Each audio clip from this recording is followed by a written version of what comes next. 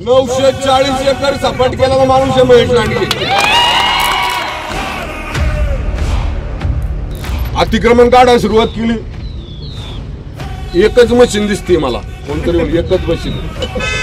तुम्ही परत माहिती घ्या, मी 250 मशीन लावले।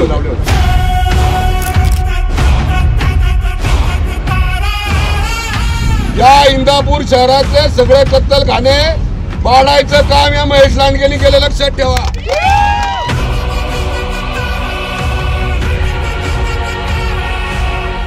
मी विशेषतः गोरक्षकांना सांगतो, लक्षात घ्या, आपण धर्माचं रक्षण करतोय, आपण आपल्या गोमातेचं रक्षण करतोय।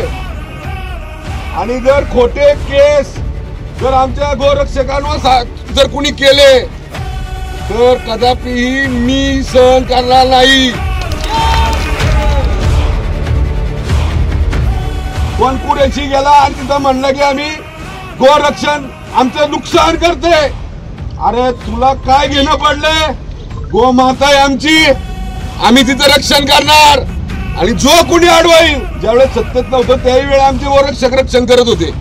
आता सत्तेत येऊन जर आम्हाला कुणी सांगत असेल गोरक्षणावर बंदी घालली पाहिजे, अरे सोडून द्या। गोरक्षण करणं हे म्हणजे काय, घरात चिचुका खेळणं नाही।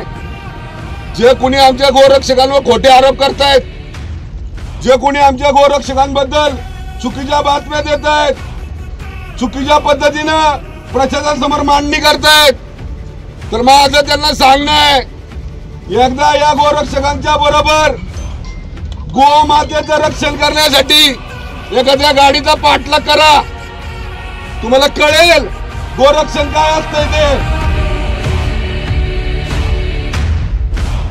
गोरक्षण आपल्या रक्त आहे, कुणी गोरक्षणापासून मागे हलायचं नाही, लव जिहादपासून हलायचं नाही, लँड जिहादपासून हलायचं नाही। बिंदास जो कुणी याच्यामध्ये येईल त्याला तसंच्या तसं उत्तर द्यायचं धाडस आपल्यामध्ये असलं पाहिजे।